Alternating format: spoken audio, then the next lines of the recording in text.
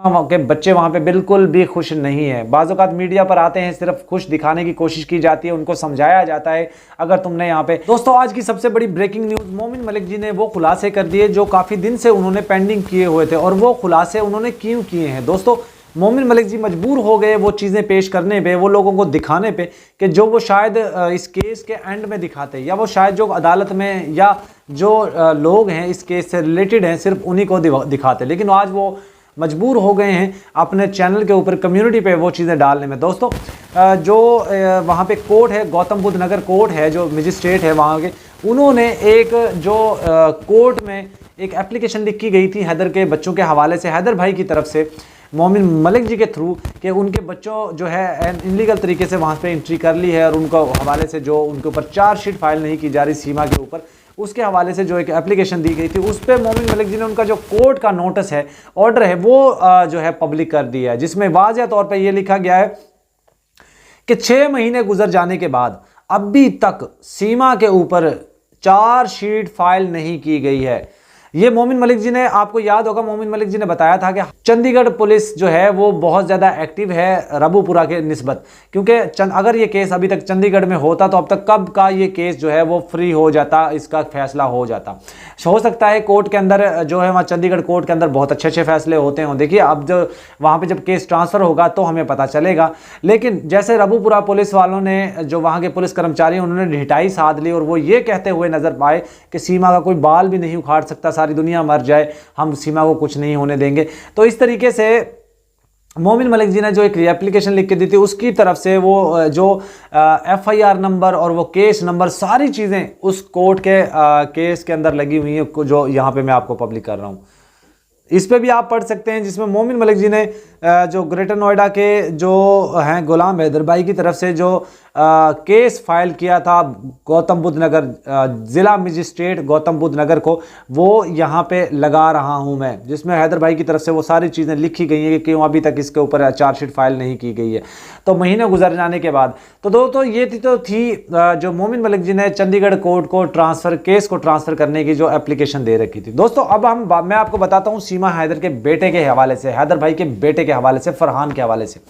दोस्तों मैंने आपको बता दिया था कि फरहान जो है गुरुकुल में पढ़ने जाता है, और गुरुकुल में पता है आपको बच्चे शरारतें भी करते हैं, झगड़ा भी करते हैं। पहले भी पिछली दफ़ा कुछ 8-9 महीने पहले भी मैंने आपको बताया था कि झगड़ा हुआ था। तो बच्चे जो हैं सीमा के पास नहीं रहते, बच्चे सेफ कस्टडी में हैं, सेफ जगह पे हैं, और लेकिन बच्चे क्यों नहीं दिखाती सीमा? बेटियां कभी कभार दिखा लेती है। और जो फरहान है वो फ्राइडे को आता है घर रबूपुरा में, और फिर वहाँ 2-3 दिन रुकता है, फिर चला जाता है। तो सीमा के घर जब वो फरहान आया, सीमा ने बहुत ज़्यादा उससे प्यार लाड किया, उसके साथ उसको गले लगाया और फिर उसको चूमी चटा और उससे पूछा कि तुम्हारा वहाँ पे वक्त कैसा गुजरा है। तो फरहान जो है थोड़ा सा परेशान था, कहता वहाँ पे लड़के मुझे तंग करते हैं, कोई मुझे कटवा बोलता है, कोई मुल्ला बोलता है, कुछ मुझे डिस्टर्ब करते हैं, तो मैं नहीं चाहता। बच्चे ने जिद की कि मैं वहाँ पे नहीं जाऊँगा, लेकिन सीमा ने ज़बरदस्ती रो रो के उसको कहा कि नहीं तुम्हें वहाँ पे जाना है, वरना यहाँ पे हमें लोग मार देंगे। सीमा ने बच्चों को डराया, अपने बेटे फरहान को डराया कि कुछ दिन और सब्र कर लो, ये तुम्हें मारेंगे, ये कर देंगे, वो कर देंगे। इस तरीके से सीमा ने बेटे को, फरहान को डराया और फिर उसको वापस भेज दिया। तो दोस्तों ये तो बात कंफर्म है कि सीमा के बच्चे वहाँ पे बिल्कुल भी खुश नहीं है। बाज़ औक़ात मीडिया पर आते हैं, सिर्फ खुश दिखाने की कोशिश की जाती है, उनको समझाया जाता है अगर तुमने यहाँ पे कोई बात की, किसी को बुला भला बोला या किसी गलत काम किया तो तुम्हें नुकसान पहुँचाएंगे, ये मारेंगे पीटेंगे। लेकिन दोस्तों अब कुछ दगड़ दल्ले सीमा के चाटुकार निकल कर आ रहे हैं, बार बार भाग कर आ रहे हैं और कह रहे हैं कि भाई सीमा यहीं पे रहेगी। भाई भाड़ में जाए सीमा, हमें क्या लेना देना सीमा से? हमारा काम है बच्चों के लिए आवाज़ उठाना, हमारा काम है बच्चों के लिए आवाज़ बुलंद करना, और वो हम कर रहे हैं। इसको मैं लथाड़ रहा हूँ, सीमा की चाटुकार थी उसको मैं लथाड़ रहा हूँ, उसका भी मैं बाद में आपको अगली वीडियो मेरी उसी पर आएगी, पूरी वीडियो आपने ज़रूर देखनी है। यहाँ पर मैं आपको बात बताऊँगा केस के हवाले से, हैदर भाई के बच्चों के हवाले से। हम बार बार बोल चुके हैं कि हमें सीमा से कोई लेना देना नहीं है, सीमा जेल में जाए, सीमा नेपाल जाए, सीमा कहीं भी जाए, हमें उससे कोई लेना देना नहीं है। हमारा काम है हैदर के बच्चों के लिए आवाज़ उठाना, और वो हम कर रहे हैं, आगे भी करते रहेंगे। बाकी चाहे हमें कोई कुछ भी कहता रहे, हमें उनसे कोई फ़र्क नहीं पड़ता। और एक चीज़ मैं आपको और बता दूं, देखिए मोमिन मलिक जी बहुत ज़बरदस्त तरीके से काम कर रहे हैं, उनमें कोई शक नहीं है। हो सकता है ये केस कोई और लेता भी ना और शायद इस तरह करता भी ना जिस तरीके से मोमिन मलिक जी इस केस को लेकर चल रहे हैं। तो साथ एक चीज़ और भी है दोस्तों, फिर भी कहीं ना कहीं कुछ चीज़ें हैं, कुछ कमियां हैं जो अभी तक जो पुलिस प्रशासन की तरफ से नहीं की जा रही, जैसे कि चार्जशीट फाइल ना करना है, केस की जो केस लगते हैं उनमें सीमा का वहाँ पे अपीयर होना है, कोर्ट के अंदर वो अपीयर नहीं होती। और AP सिंह तो जाहिर है उसको फंसा कर अब पतली गली से निकल गया है, अब वो सिर्फ तीज त्यौहार पे ही आता है।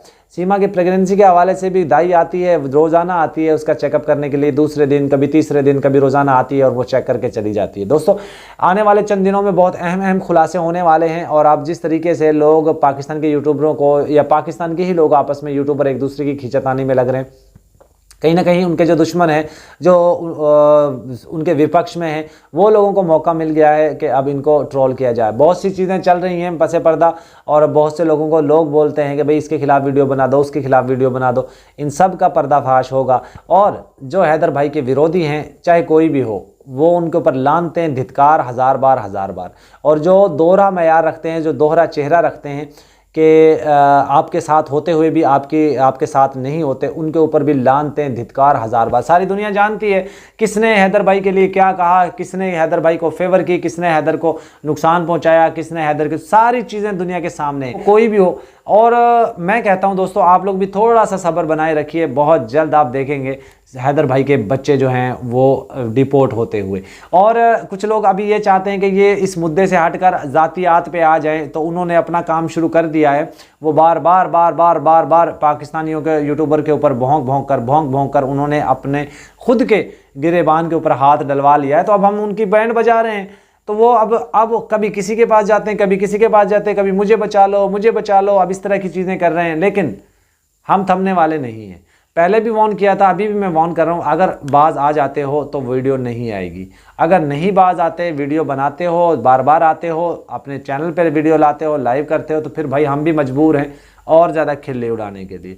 तो वीडियो मैंने बहुत सारी बनाकर रखी हुई हैं, अगर मौका मिलता है तो रुक जाइए। अगर आप इस चीज़ को लेकर चलना चाहते हो, कंटेंट, अगर आप कंटेंट लगता है आपको, आप और तो लेके चलते रहो भाई, हम भी चलेंगे।